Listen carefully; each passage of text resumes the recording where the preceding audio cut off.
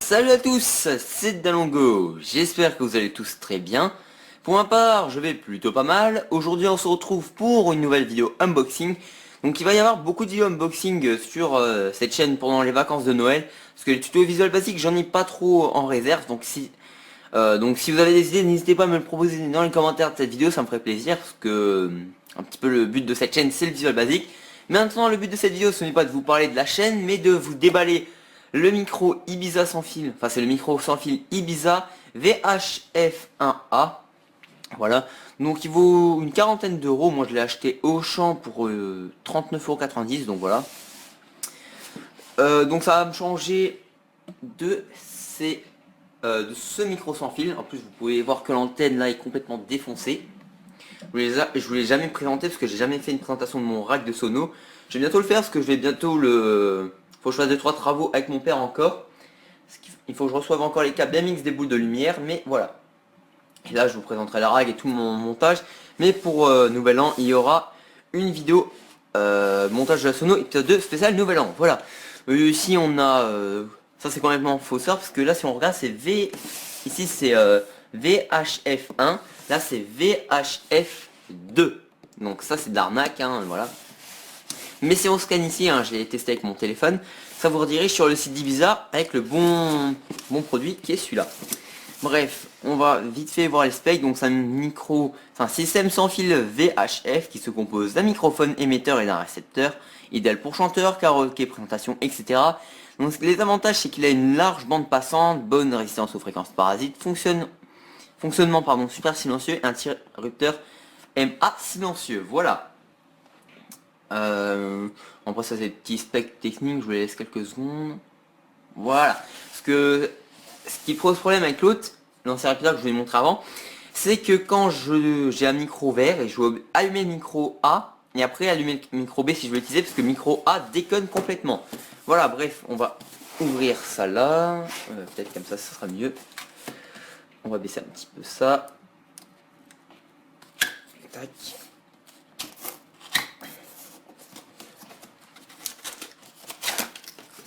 Tac. Tac. Ah putain, du polystyrène. Ça c'est de la pure daube, le polystyrène. Juste vous mettre comme ça, voilà. Je vais avoir du polystyrène.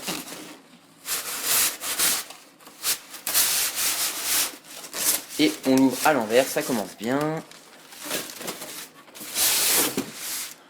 Bon, là on n'a rien. Voilà. Tout est dans le polystyrène qui est là. Puis là encore un petit peu. Voilà. Avec mon ordi en arrière-plan. Hop là. Donc, qu'est-ce qu'on a ici? Juste vous mettre un petit peu en hauteur. Voilà, nous revoilà. Donc, ici on a un petit manuel. Voilà, donc ça explique un petit peu tout ça. Voilà. Ouais, on va mettre ça en arrière-plan. Ça c'est... restriction d'usage. Étant donné que le progrès a un taille de transmission, nanana. Ah, c'est seulement pour un usage professionnel, mais bon.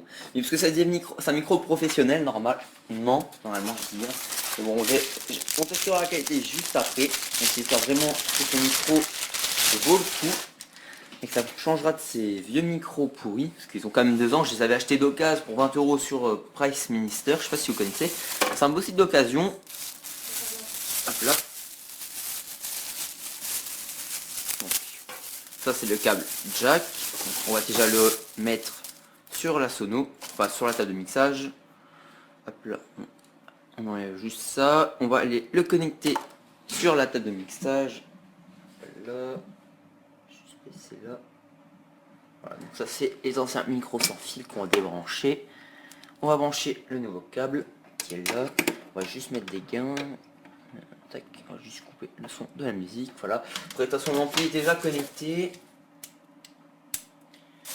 Ah très bien, alors attendez, je vais vous retourner. Je crois qu'on n'a pas de pile qui est fournie avec. Ah ouais, très bien. J'espère vraiment qu'ils nous ont fourni. Bon, on va voir. Je sais pas si c'est bien cadré. What? Ah non, oh merde, excusez-moi. Ah putain, j'ai vraiment du mal à cadrer moi aujourd'hui. Voilà, donc ici on a le petit récepteur. Hop là. Qui a l'air vraiment pro. Par contre je suis blasé qu'il nous ait pas fourni une pile de 9 volts. C'est dégueulasse vu le prix qu'on paye le micro. Mais bon, c'est pas le problème parce qu'avec la table DMX que j'ai acheté, ils m'ont fourni une pile de 9 volts que j'utilise pas parce que lui la table DMX qui est celle-là permet de mettre une pile de 9 volts. Donc je vais prendre celle-là. Ça me sert à rien parce que je vais brancher la table DMX sur le courant. Voilà, bon bref. C'est une pile de 9 volts au moins. Yep. Alors je fais une petite ellipse et je vous dis à tout de suite quand j'ai mis le micro, enfin les piles dans le micro. Voilà, donc ça c'est une bonne pile neuve. Donc ça se met comment? Est-ce que ça s'allume si je fais ça? Non, c'est à l'envers alors. Ok, c'est bon. Hop là, on va refermer. Donc après, là, donc on va enlever le polystyrène déjà. Voilà. On va mettre le polystyrène en bas. Hop là, on va démêler ça. On voit que dalle, je suis vraiment désolé. Bon,